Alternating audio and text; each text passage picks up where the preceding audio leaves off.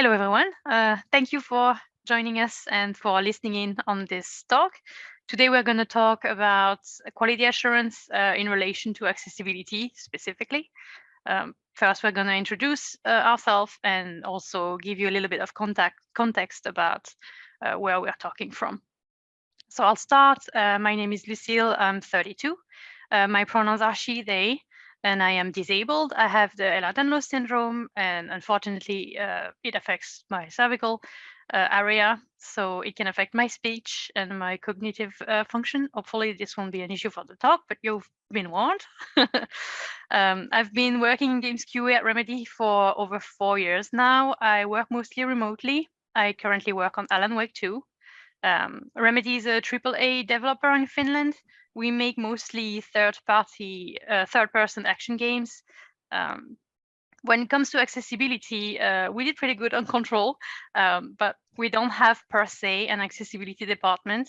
We rely heavily on individuals in the team at the studio to promote and advocate for accessibility and to make our games more accessible. And I am one of those people who do that from the QA department. We have a lot of enthusiastic people and a lot of goodwill at Remedy, so far it's been working pretty well. All right, so that's it for me. And now my co-panelist Lee will introduce themselves. Hello, my name is Lee, as has been so lovingly pointed out. My pronouns are they, them. I'm a QA tester at the Chinese Room, which is a studio under Sumo Digital. I'm also an accessibility advocate, and I'm also disabled myself. I have cognitive issues and mobility issues, a lot of issues with my hands, which can affect how I play games. Basically, everything about me affects how I play games. Very similarly, we do not have a specific accessibility department, but what I do in my role is I sort of advocate for accessibility in my QA testing and basically scream about accessibility all the time to be that person who's like, hey, this needs to be more accessible for players. So I'm very passionate about that. And I think it's really important for us to have accessibility in our games because basically, as far as I'm concerned, everybody should be able to play games. And yeah, that's pretty much it from me. I think I am now moving on to Andre. Hello, everyone. I am Andre. I am 36 years old. I work at Ubisoft. I have been working there for almost 14 years. Of these, 4 were spent as accessibility testing, and now I lead our accessibility, our QC accessibility team in testing all of the Ubisoft games for accessibility. Like my colleagues before, we started just by advocating and screaming as loud as we can. But now we have established our own procedures, and we are an integral part of game development cycle here at Ubisoft. And with that, I will give my spot to Aidan. Thank you, Andre. Yeah, my name is Aidan Bauer. My pronouns are he and him, and I've been working in the QA games for industry for 17 years. Currently, I am a quality engineer for Xbox Games Studios and the accessibility team. My role is mostly around preparing our titles for release in the accessibility space. To do this, we use a centralized test team that executes accessibility requirements and guidelines. And this is to help to inform our development partners on how to provide more accessible experiences, as well as trying to ensure that our titles do not release with issues in contravention of CVAA legislation. A centralized team of testers really allows expertise to develop and mature. Familiarity with issues across multiple titles creates experience in knowing the types of way accessibility requirements and guidelines fail and the most common pitfalls. This leads quite nicely onto the first topic that we wanted to discuss as a panel today, which is how does accessibility differ from regular QA? And for me, I think the biggest point about this question or this topic is understanding what good game design looks like needs much more careful consideration in this space. You know, if we're recommending changes for titles to make a game more accessible for one set of users, we have to be really considerate about does this, diminish the experience for other groups of users? A good example there, I think, is something like screen shaking. Screen shaking is a great indicator for deaf users that something is happening. It's something else. It's not quite haptic, but there is another good visual cue that maybe you're under fire or something is happening nearby you. But screen shake is a huge distraction, and it can be overwhelming for other groups of users, especially those with neurodiverse issues. Without personal experience, it's important to take every opportunity to listen to challenges members of the disabled gaming community face. Because realistically, our jobs is trying to spot challenges users might experience themselves without truly experiencing those challenges ourselves. Better understanding how our users can be blocked only helps make the testing more accurate and more succinct. Our team does this by working closely with our user research teams at Microsoft and Xbox, as well as making use of other support teams for their general advice, guidance, and expertise, which is locked up in many different areas throughout the company. This thankfully provides us quite a lot of opportunity, especially from user research, on how to engage with the disabled community. It provides brilliant opportunities. I'm grateful that I've been able to have to sit and converse with people about the challenges they face every day when gaming. Outside of this, I mean, the most focus of my job is to prepare our titles for CVA legislation when they release. This is an interesting. Titles with communications have to meet the CVAA legislation, and that creates a minimum bar for testing, which is kind of against what we're trying to encourage throughout our development studios. We want to encourage our developers to reach higher targets rather than just the base levels that are set out in the CVAA legislation. Sometimes you have to be understanding that resources and time get constrained around a release period. So it's really, I feel, upon myself and my team to help developers understand what is absolutely categorically needed for release and what is a nice to have at this point, something that we can go after and tackle later. At Microsoft and Xbox Game Studios, we've done that by having two sets of tests that we do. We have requirements, which all link to the CVAA legislation, and we have guidelines, which is everything outside of communications experiences. And this really helps us make the distinction when talking to developers about what they need to fix and what can wait to a later date and be fixed with updates at a later time. But yeah, it then becomes quite difficult to express the need and urgency to do some of the guideline work. I think that sums up sort of what I've been doing and how accessibility QA differs from regular QA. Andre, did you have something about to say on this? For us here at Ubisoft, we realized soon enough that we couldn't freehand it, so to speak. We couldn't just find bugs and submit them and say, we think that this might be a problem for accessibility. We had to do some user research, and we did. And based on that user research, we came and created a checklist for both CVAA, which we used the definition of the word accessible, exactly what it meant, as stated, and we designed a lot of test cases based on that to make sure that we were as compliant as possible.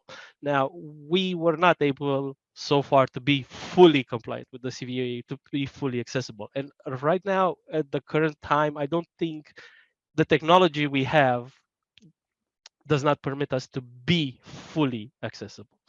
But strides are being made, and we are seeing improvements day by day.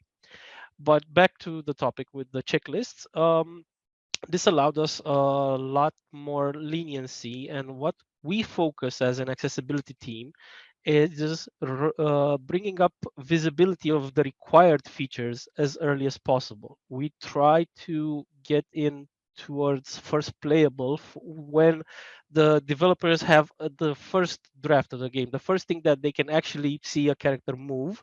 And that's where we come in and tell them, well, look, now you have to think about accessibility, and now you have to think about adding features like remappable controls, like colorblind filters, like alternatives, like will you have screen shake in your game, like you mentioned? Put an option there to turn it off.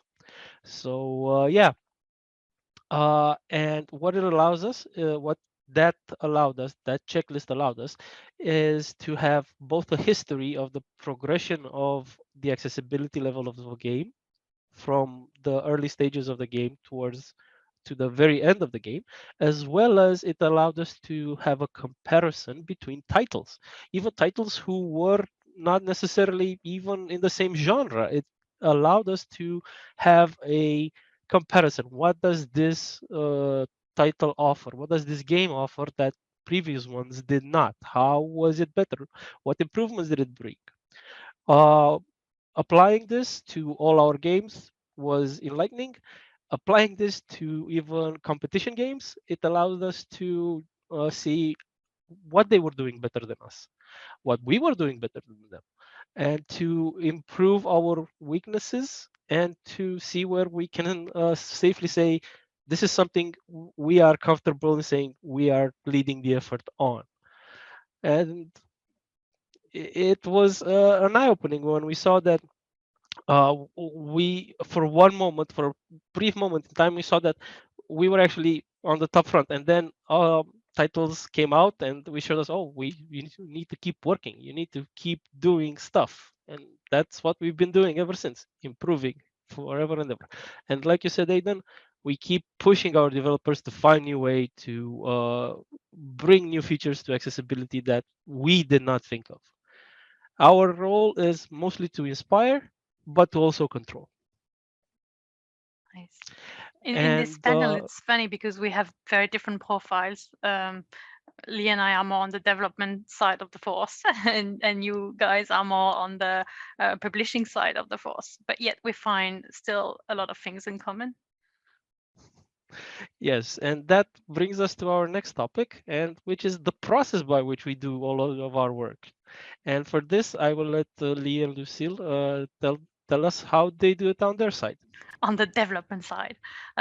So yeah, in development studios, in the ideal world, we would have every studio would have an accessibility team. So with, for example, a gameplay programmer, someone from the UI department, a UX specialist, someone from UR maybe, and a QA person. And like you mentioned, the goal, especially the goal of such a department, would be to include QA and accessibility super early in the design. By now, we all know that the earlier you include us, the earlier we can do the work, and it reduces the cost by a lot. It allows you to go a lot further with a smaller budget, accessibility-wise. It also allows you to plan your testing, how much accessibility testing will be required on a specific project. So that's a win-win. That's like cost efficiency. But unfortunately, in the real world nowadays, not every single development studio has an accessibility department. It's actually quite rare, from what I know. I haven't been everywhere, so. But if the people watching us today are in the same situation as I am, so I am in a studio where we don't have such a department, but we do have a lot of enthusiasm and goodwill. And if you work in QA, it is a great place to start conversations. You can use bug advocacy as an amazing tool to advocate for accessibility. So the way I've done it, if I go more into detail of the processes, I first created a test for the project I'm working on. I used the resources, funnily, that your company have been putting online. So the resources from Microsoft, some from Ubisoft, and also some from associations like Able Gamers or other information I've been able to like find online. I created a test that's like a checkpoints of accessibility challenges, and then I just ran the test. And that's when you start finding the bugs, and it allows you to start the conversation. So you need to make sure, like you probably have a protocol to file your bugs, but when you file a bug that's specifically about accessibility, I think there are a few points that you need to be extremely careful about. The wording is one of those, but you also need to bring in resources. So don't hesitate to share like the links, for example, of the online resources that you've found.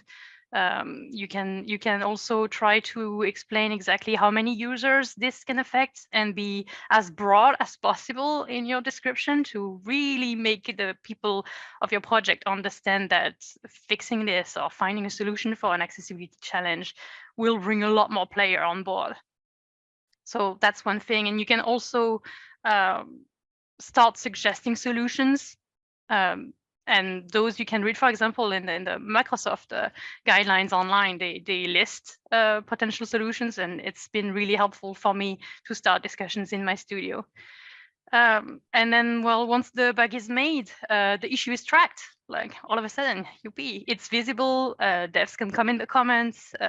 You, as a dev too, can come in the comments, and some of those issues get actually picked up and gets fixed or solved or just changed during production. And that's a very good outcome when you start with no accessibility department. To be able to do this with bugs is great.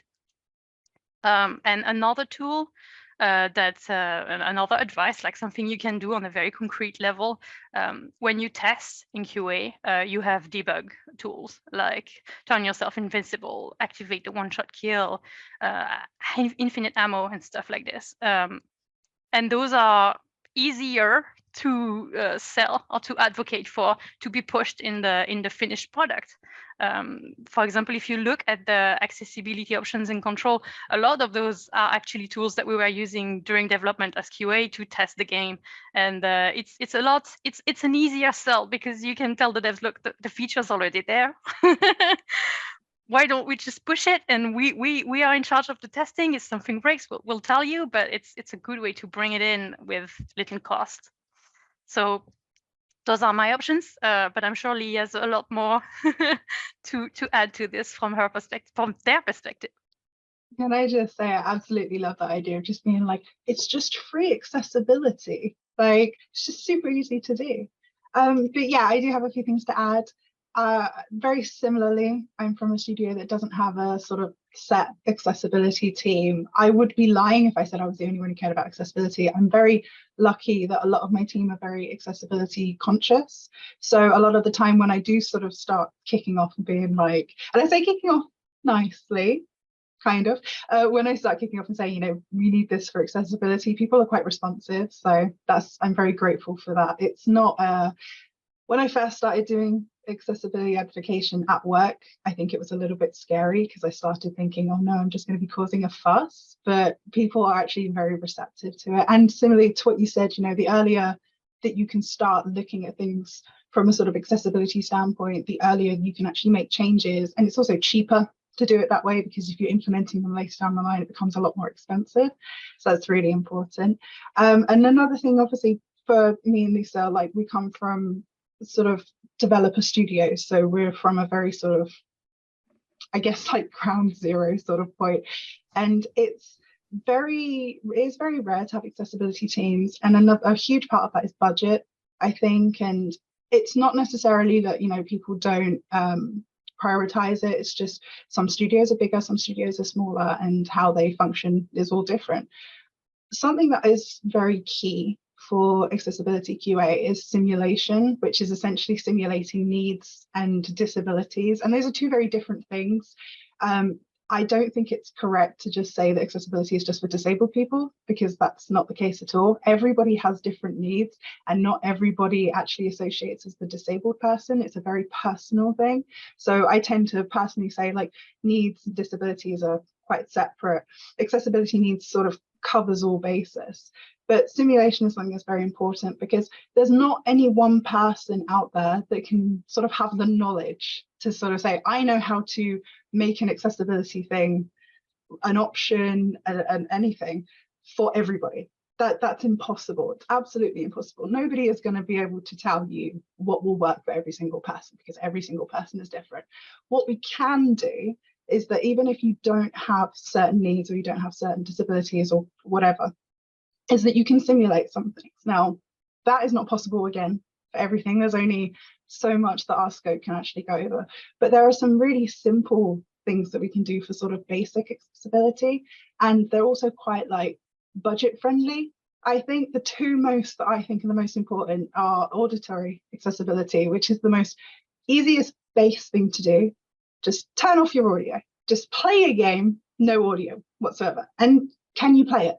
Do you have enough information on screen? Are there enough visual cues? We talked about screen shaking earlier, you know, do we have this in the game, depending on what type of game that you're actually making? Do you have enough information to do it? And the second one, which is actually something that was brought up in a chat that we all had earlier, is about just covering your eyes for visual accessibility. You know, because if somebody is playing your game blind, do they have enough information to actually play your game? And something that's really important, and I think is something that sort of like QA testers in general need to be reminded of, and it's just one of those things where it's like we all do it, is you need to stop and realize, are you just playing out of habit? Because it can be, although it would be more difficult if you just turn off your audio for your game, if you know what to do, you could sort of run through a level and be like, well, I did it, it's fine. But really, did you do it? Or do you just know because you've played that level like 200 times in the past week? Do you just know what to do? And I think that it's really important to just take a moment and be like, hey, look, okay, I know what I have to do, but really, do I have enough information? If I'm not looking at my game at all, am I getting enough auditory information? Do I know what location I need to go to? Do I know what direction to go to? Because those are they're very basic. I want to emphasize they're very basic things that you can do. They don't cost any money at all, but they sort of give you this platform to start working off of, where you can then sort of open the door for talks about other accessibility needs. You know, you need to have somewhere to start at for you to start branching off of. And I just think it's incredibly important. We can all do that. You don't have to be disabled to simulate things in QA. It's something that's actually a tool to help people that have, you know, that can play games absolutely fine, sort of take a minute and go, but what about the people that can't? What about the people that need extra things? If I can bounce on that quickly, Yeah. I completely agree with what you said, and those are great examples. But it's also important to say not everything can be simulated. I'm sure everyone here is very well aware of that. If you have issues like visual sensitivities, like audio sensitivities, or cognitive challenges, cognitive issues, cognitive fatigue especially, those are really hard to simulate. So just a message from the heart here for studios to really try and go out of your way to hire disabled QA, disabled workers in general. It can really tremendously help the development to make the game a lot more accessible. And I know it's hard to hire disabled specific profiles, like if you're looking for a specific QA with a specific disability, but you can go out of your way. You have to be proactive and contact associations, like go on the field, get your hands dirty and try to hire those people, because we are incredible. Just you can continue. Sorry for the interrupt. Just us in general, hire disabled people. We're good Exactly. at the job. We know what we're doing. I think that's actually a very important thing. It's a little bit off track, but it's also important to note that a lot of disabled people in game dev tend to be advocates for accessibility, because we know what it's like. You know, like hiring disabled people will always mean that you'll have that extra voice that will be able to say, you know, you need to consider this. And it isn't always the case of, you know, I might have specific needs myself, but I tend to also think of other people, because I have that experience of knowing that I need an extra thing. My brain also goes, I know other people need extra things. So it's a win-win situation. I completely agree. But yeah, also just to continue on a little bit about the simulation, I just have a couple of things I also want to throw in. One thing is kind of, again, a budget sensitive thing. This will vary depending on the kind of size of studio that you have, but an incredibly important thing to do is to be testing your games with different types of controllers. Using adaptive controllers is very important. Using different configurations, you can look up what people use, sort of things that work for different kinds of needs and disabilities, and just checking that your game works with it, especially if it's a game that has like a set control system, because you need to consider that you might need to either change how your controller mapping is or allow remapping for your controls, which ideal, personally, that's ideal. Let us remap the keys. But if you have to have them set in a certain way, you need to take into consideration different types of controllers, because different types of people are going to be playing the game in different ways. And also going off of that, there's also software that needs to be considered for that. Something I like to sort of advocate for a bit is voice attack, which allows you to control games with your voice, which is an amazing idea. And I love how like accessibility stuff is really like science fiction-y in a way. But again, something really useful to test with, because if you get something like that and you go, hey, I can't actually play the game like this, there are probably ways that you can make your game accessible through that. And then people that cannot use controllers or need to use something like voice attack to help how they play will be able to play your game. And it's only a win-win situation.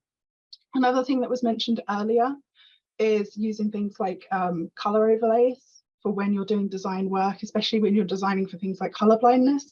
All these little things are like, they don't necessarily sound small, but they're like steps along the way that they can make a massive difference for someone. Like, you think about how much a game changes for somebody if you just give them an option, like, making a game that works for their color blindness that might not otherwise work. You've absolutely opened up your game to a whole new branch of people who couldn't play the game before that. So it's just very important to also consider software when you're doing simulation. There's a lot of things out there that you can be doing. These are all, everything I've mentioned, I consider sort of bare minimum, but it's really important to sort of take that step. If you're not already doing this, then maybe go and have a chat with whoever you need to have a chat with at your studio and say, hey, how can we implement this into what we're doing? Because this could make your games better. And the earlier, you keep saying it, but the earlier you do it, the better it will be for your game. And I think that's me. I'm done on simulation. I will shut up now. Speaking of simulation, I can chip in, especially on color blindness, because for us, testing for color blindness, like you mentioned before, was a really difficult process, an incredibly difficult process. It used to take around 5 to 10 minutes to edit a single screenshot to make sure that everything was okay for a colorblind person to see. So we actually developed an internal tool. We worked with our support teams, and they created for us a tool that can be overlaid over any live stream, and it will generate and simulate any color blindness, even in full black and white. And this has greatly decreased our workload and our response time, our testing times for color blindness. That being said, not everything is so easily automated. We recently had a chance, recently had a try to automate our text measuring software, and no, it was definitely not feasible. It's an incredibly detailed process and very subjective, and an automated tool might miss a pixel, and when we are discussing a requirement, that one pixel might make the difference between a pass or a fail rating for us. Well, not that difficult to fix, just having to go back and recheck what the automated tool did, and it is like you doing the thing again. So that's one of our successes and one of our failures on that topic. Mostly, again, and I cannot stress this enough, especially for CVA, because when you are dealing with one pixel can mean the difference between a legal suit and not. And I think, Aiden, you have something to say about that? Yes, I'm actually going to mirror a lot of what people have said so far. In fact, when talking about processes for accessibility QA, our team ran into identical issues trying to automate text size measurements. And for exactly the same reasons, it came down to not being able to trust the tool. And, just creating a double effort, an automated effort and a manual effort. So we dropped the automated effort and just continued with the manual measurements. So yeah, it's very interesting to hear you running into exactly the same issue. And like you said, some of it's subjective. What the human eye calls a pixel associated to a word is not necessarily what machine associates a pixel to, and those pixels, like you say, can be the difference between meeting legislation and not meeting it. I'd like to come back on a few things actually. Lucille, it's great to hear that you are using the documentation provided by Microsoft. I'm going to take this back to Xbox with me, and I know some people that be ecstatic to hear that you guys are using the open source stuff that we've provided. So yeah, thank you for confirming that people are using it, because I know there are lots of people that will be very happy to hear. I'm also going to reiterate something that's been said a few times already, which is engagement at the earliest opportunities with developers as a good process practice. Adding expertise to a design phase is the difference between something being designed with accessibility in mind and something not being. I think we've probably all experienced in this panel the need, how difficult it is rather to add accessibility in after things have been created, as opposed to creating things with accessibility in mind.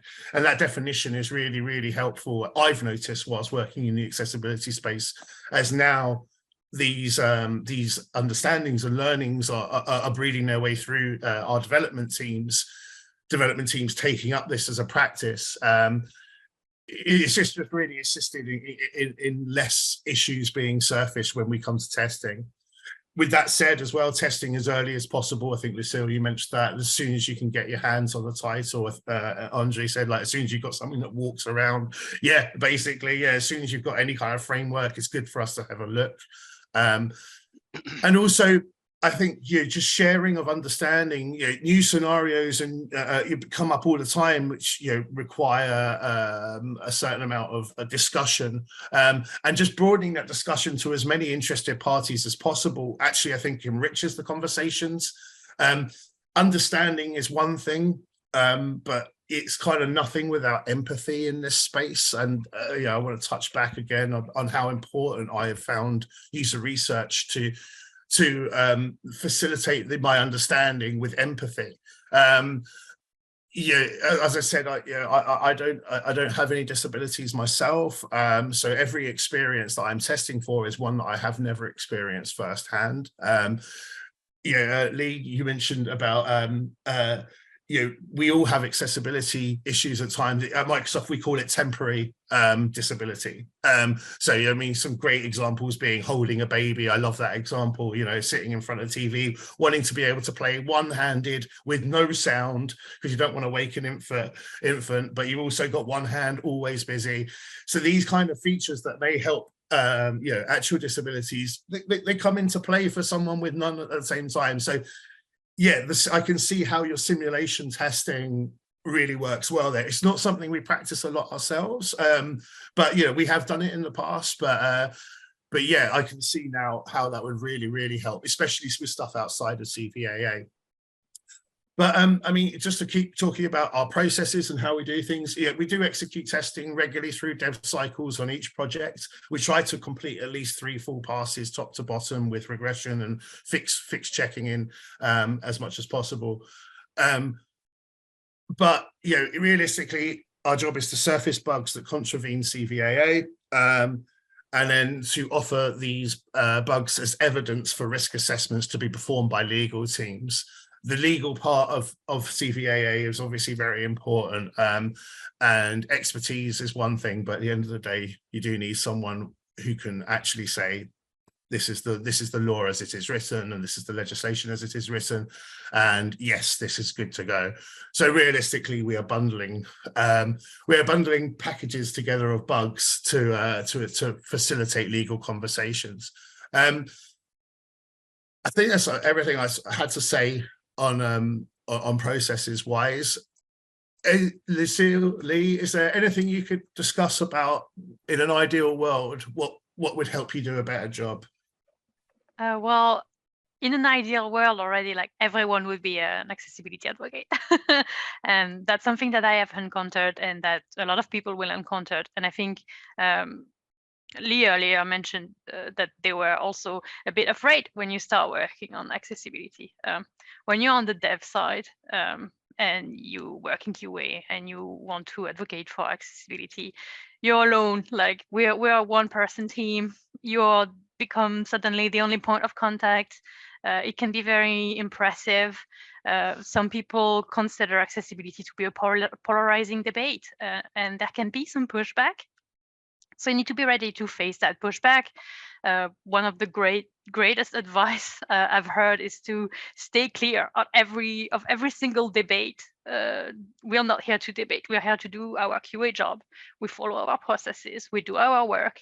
And I don't know if it's because I work in a studio where we develop mostly third-person action games. So those debates, they can happen, and you need to learn to slalom between those. Like, oh, Souls games. No, I don't want to discuss difficulty right now. I'll want to talk about that bug. There is the issue. This is what I advocated for, and now I let you discuss, and I will do regression afterwards. But it's important not to get discouraged either. And if it is scary, like I said, keep your head down, do your job, follow your processes, stay clear of debates. And so yeah, in an ideal world, you don't have to face with that, but in reality, you will. I think if I just want to throw this out there, in an ideal world, to make my job and every accessibility person's job easier, bigger budgets for accessibility teams would be absolutely fantastic. I think it's one of those things where, and I've spoken a lot about this, and all the time I love to talk about accessibility, is that accessibility is becoming more and more prevalent now. The people are listening, which is fantastic. We still got a long way to go, but the fact that people are listening is a really, really good start. People are implementing things. Games are coming out with great accessibility features, and it's really lovely. It's lovely to be able to play games. You know, it's just nice to be able to play games. But as a result, there's still very much a lot of work to be done. And one of those things is about making sure that I don't necessarily just mean like, oh, just throw money at people, although that'd be great. But really when you're sort of starting your project, I think accessibility is important the whole way through. You know, if you can put accessibility in, that's fantastic. But the most important thing is when you're starting your project and you're budgeting your project, is that you actually think, can we actually budget for an accessibility team? Even if it's not massive, even if it is just a QA person and maybe a designer, it doesn't necessarily have to be somebody on a specific branch, but, you know, a more generalized role, depending on the size of your studio. It's one of those things that I always say that, like, you know, this is very more for medium to big studios. Indie studios have a lot more trouble with money, so they can't necessarily get the same sort of budgeting for that sort of thing. But generally, if you can, you know, consider it as early on as possible, that would make everybody's lives a lot easier, and it will mean that, you know, the games that you're making will be more accessible. So I will say, you know, in an ideal world, that's my sort of go-to. I will also say that, you know, collaboration is very important. I'm very lucky that my studio is very heavy on collaboration. Everybody sort of meshes together across branches. Everybody helps each other out. And when it comes to accessibility, everybody's really open to those conversations. But I am aware that there are studios that aren't like that.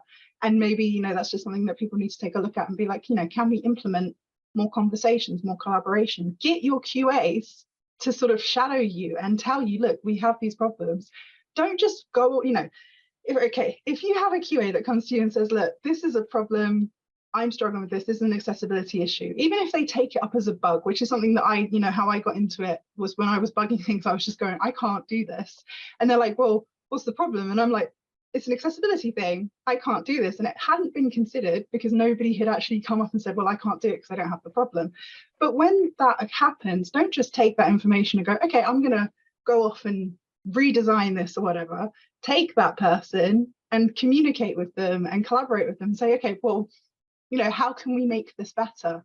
What is it that you want? I think that sometimes there's this idea that you can just assume, okay, I'm just going to go look up the best ways to do this. But the best way for you to do it is to talk to the person who's brought you the problem and sort of go, okay, well, what will make it easier for you? How can we improve it? It's not necessarily about getting it perfect. It's about just seeing how you can make it better than it was for accessibility needs.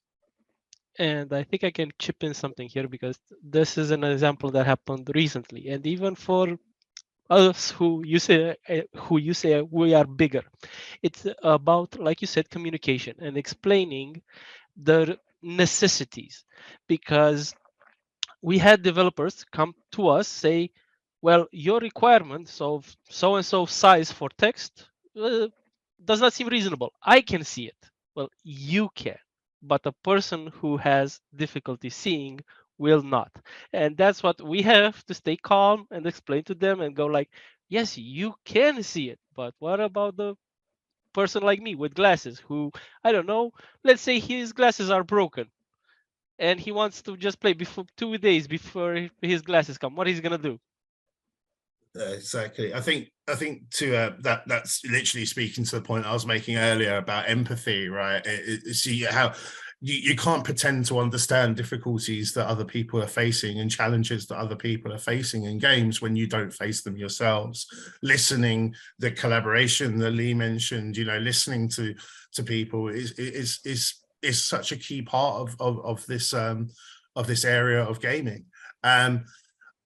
I just want to let everyone know we are running a bit short on time now. Okay, so a few minutes left. We do have one quick topic to talk about, which I'm just going to kick straight off to, because I think segues quite nicely what we were talking about just there. At Microsoft, trying to foster change outside test cases is the name of the topic. And at Microsoft, we're lucky to have a champs community, which is driven by Tara, who's a big part of GA-Conf. Yeah, we're very lucky to have someone of her knowledge around, but more than that, she has built this community of people which contains members from all over the studios and the accessibility teams that those studios have. And so there's at least one champion in every studio, and it has representatives from our team, from the user research team, support services team, which is where Tara works, and our functional QA teams. And we all meet together every month to discuss challenges that whether they be coding challenges, whether they be sort of community challenges, anything like that, just trying to share the knowledge between all of our studios so that we can all learn as one and not all go off and make the same mistakes individually.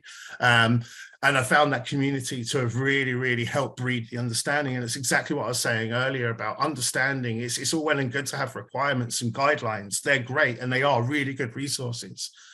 But they're nothing without the understanding of those guidelines and those requirements. Andre, I mean, I have a note here that you want to talk about focus of knowledge, and I feel like that's a good lead in. Yeah. We also have champions across all our studios focusing on accessibility, but our team wants to focus, our team specifically, the QC accessibility team, we focus on knowledge. How can we gain knowledge from competitors, from previous titles? What are the lessons learned we learned from the previous project? How do we apply those going forward in the next one? And how can we make the next one better? So training experts is the best way to do it. Having a dedicated team that increases the knowledge with every product release, with every cycle, with every new development, and even performs research and development on other titles. Maybe some other team from a different company does something amazing, like I don't know, speech to text or text to speech that is 100% accurate. Let's see how they did it and use them as an example. That's what we try to also do. Provide developers with examples and with best practices. If I can continue on that topic, I will remain more like it's outside of test cases, but still very much a QA thing. In my eye, all the skills, the core skills that you need to be a good tester, they are incredible skills to be also accessibility advocates. We need to be good at analyzing, recognizing patterns, explaining things to other people is also a key part of what's a good QA. We need to be good at communication. We need to be diplomatic. We need to be careful about our phrasing, and all of this can really help you in the studio as a whole, not just regarding QA, not just in your bugs, but helping your coworkers, accompany them, plant the flag, and really like advocate for QA everywhere in your company. We definitely have the skills that are required to do so, and that's a huge advantage that as a QA person you can just like help to bring this forward. I just want to chime in on top of that, actually, that one of the most important things, I think, for sort of fostering change at all in this sort of industry and around accessibility QA specifically, I feel like accessibility QA as a specialism is a very important thing that needs to be considered more often. Generally speaking, when I came into the industry, I did not know about accessibility as a specialism. I always was told things like localization, networking. Those are the sort of typical things you think of when you think of specialisms within QA. But when I sort of came in, I was kicking and screaming. I was like, well, I'm going to do accessibility. I don't care if that's not considered. And, ever since I started in the industry, I just soaked up as much knowledge as I could. I did every single sort of online class I could, talks, everything. And one of the most important things about this is it sort of goes off of exactly what's just been said, is continuing your sort of knowledge of accessibility. I say this an awful lot in my career in general, is that you cannot possibly know everything about accessibility, and you need to constantly be learning. And as it's been said, like, new things are always going to be coming up, new studios, new developers, new publishers, everybody is going to be coming up with different kinds of software, different kinds of technology, and it's very important to sort of keep on top of that. And I think the importance of having accessibility as a specialism is something that's overlooked, and it's not something that's like out of reach. It's not necessarily something that, you don't need to be a certain kind of person to do it. If you are an accessibility advocate, you can start considering taking that sort of step to be like a specialist. It's just about making sure that you have as much knowledge as possible, and also the openness to understand that, even with all your knowledge, you might not always be the expert on a specific area, but you are, to go to certain kinds of people, to have certain connections with people to sort of get that information on different needs. And I do just want to say that, I think everything that we've discussed here today it's very important. Accessibility QA is a very important part of the process, and it's definitely something that I'm hoping will be considered as a priority pretty much in every game that comes out now. Yeah, well, thank you to you for participating to this panel. This is the end of it, unfortunately, like time is out. Thank you for everyone who attended the event, online, on site. Thank you to everyone in general in the industry that helps us raising the quality bar regarding accessibility and just pushing accessibility forward to make better video games. And also a very, very big thank you to the people and the team behind the Game Accessibility Conference for making this happen. So yeah, just thank you very much. Bye everyone. Thank you, everyone. Cheers. Thank you.